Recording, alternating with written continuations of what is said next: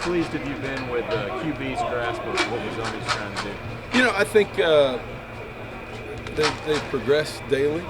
You know, we're putting them in some positions that really win a couple weeks.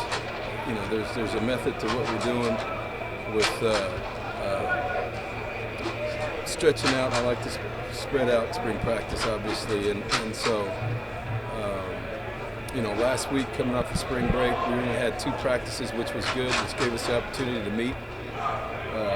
And then this week, you know, the on practice day, watch video, teach, and then install on practice days, I think has been good for them to see their mistakes and process the information instead of just going right back out and doing it. So, you know, it's I think we threw a lot at them this week with the 3 days that we have.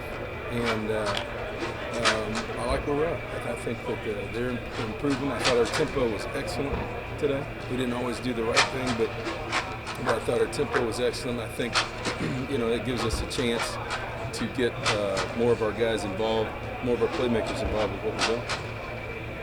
Kevin, we talked about running backs. We didn't ask Jay Bradford. What's an update on his medical update? It's the same as it was a year ago. So he's got a medical situation that is just not allowing him to play football. Friday night. How pleased are you with the depth of running back right now? Oh, it's as good as it's ever been, you know, here, and it's been probably anywhere I've been for spring football. You know, to have 5 backs that are going. You know, we lose one guy, we don't have to worry about reps in practice. You know, Keith Ford got an ankle last Thursday night. You know, we had like a mini scrimmage, some live stuff. So, but he's fine. He'll probably be able to go. He could do some stuff today. Probably be able to go Friday. We'll see where he is, and if not, he's going to practice the whole last week. So, but those guys have been very complimentary of each other. Obviously, James coming back, his ankle was a lot better. You know, I think that Travion has had an excellent spring for a guy that's supposed to be going to prom next month. He kind of struggled at first, but I think his sense of urgency has kind of picked up, and it'll be interesting to see, you know, how these guys do. I'm looking forward to Friday night because of 2 things. Number one, you know, the crowd. I think we're going to have a pretty good turnout. You know, students are excited about some of the things that are happening. Pizza. And pizza's always good for students, and it's Friday night, you know, and the times is right at 8 o'clock, and I'm anxious to see, you know, with some of these guys who haven't been in those roles, do in front of a crowd at night. It's a little different environment than being in here without coaches on the field. So, you know, not just the running backs who haven't played, but the Eric McCoys of the world, guys that have been put into positions who haven't really played as much as, you know, Coda Martin, you know, some of the guys in our offensive line. Defensively, most of these guys have played in some capacity. But to get out there Friday night in front of a crowd, hopefully a large crowd, you know, I'm anxious to see what these guys do. What tempo you guys see Friday night with the new offensive coordinator? I think it'll be fast. Yeah, it was pretty fast today. So, you know, like I said, we'll be able to see it. It's a little bit different when there's not as many coaches on the field, and it'll be an opportunity for our guys to really communicate in a game-type setting, both offensively and defensively, and really work that tempo without coaches yelling and screaming to go faster, and being able to communicate the play. So Friday night will be a big deal for us, scrimmage-wise. You know, it's probably, not probably, it is. It'll be as important, probably more important than the spring game, from a scrimmage standpoint for what we're trying to get done. Because, you know, the spring game gets watered down so much, and it's on TV, and we got, you know, I mean, we're not complaining about it because we haven't had one in 3 or 4 years, but and the exposure's great. But for us, Friday night will be as important a scrimmage as we'll have this spring. What about the quarterbacks? How big is Friday night going to be for you? Be good. You know, we've done some things with them and put them in some positions that have exposed some things.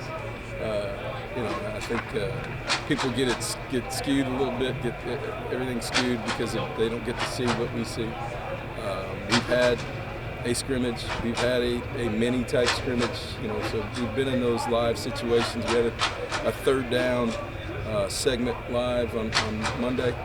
So, they've been put in some situations where they've had to compete, where they've had to make plays, and we've learned some things about them, and they're learning some things about themselves. So, that's why, Friday night we'll get plenty of snaps. I'd like to get, I'd like to get around 100 total. So it'll be out there. Let me put it this way: Thursday before spring break, we got like 97. But it didn't take very long. It was about an hour and 15 minutes. So that's the kind of tempo we were running. Is that competition close enough that you're probably going to do what you've been comfortable We'll doing? see. That's carrying that Yeah, mantle we'll see where we are. It's just because that's what we've done doesn't mean every situation's different. So we'll see where they are. At the end of spring football, and then we'll keep assessing. And we'll see where we're at. If you know who it is there a lot of benefits from letting him be the guy? If you know who it is, yeah. If you know who it is. If you don't, then there's no reason to force anything. You talked about maybe the spring game being watered down a little bit. For a hardcore Aggie fan, bigger to come to Friday Night Lights than the spring game? No, I'm just saying, I think fans in general get upset about the spring game not being what it used to be. And so let me take a second to explain that so we can calm people down. Okay, so in the spring now, everybody gets on me about all these crazy scoring systems and everything else. We don't have 100 guys to scrimmage. We've got 85 scholarships. Let's go with the math. All right, so 20 of those guys aren't here yet that we signed. And you got injuries. So now we're down to 50 guys. Okay, so we're trying to split a team. It's hardly too deep on there when you add kickers, punters, snappers. So times have changed from the when it used to be we'd had 80 guys here in the spring, or 100 guys in the spring. And you could put together a game, and it really does you no good, in my opinion, to line up Myles Garrett next to a guy who's never going to play a snap for us next year and play him. Those guys, there's nothing going on. So we try to keep some continuity, and with that, keep the defenses together, basically the groups and the offenses together, so that we can get something out of it. And I know it's frustrating to our fans, but the scoring system is what it is to try to make it competitive. It's great for our guys to still be in Kyle Field. It's great for our fans. It's great for the exposure with national TV.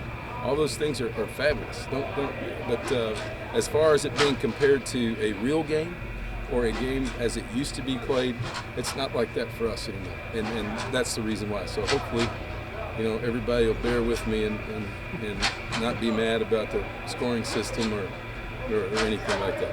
Does that make sense? Yeah. Okay. We'd be glad to give you some exposure on Friday night. That'd be great. We'd love it on Friday night. So Will you let us shoot us? shoot the whole thing. Stretching's good, and you can show all the people in the crowd. How's that? Individual drills. We'll have warm-ups, and then it'll be great. Are you seeing a difference, Speedy, right now consistently? Yeah, he's been consistent this spring, as consistent as he's ever been since he's been here. So, and what does that mean? We've had 10, 11 practices. So, he's put those together. But anybody who was here, what we're talking about is consistency and having a plan and not be sporadic in that plan. So, it's not just him that's a point of emphasis for, but a number of players that to challenge themselves and challenge each other to be consistent in their effort every day. And really, really great teams are like that. They're not up and down. They are consistent in where they are, and that just didn't happen overnight. So I've been pleased with how these guys have approached the offseason.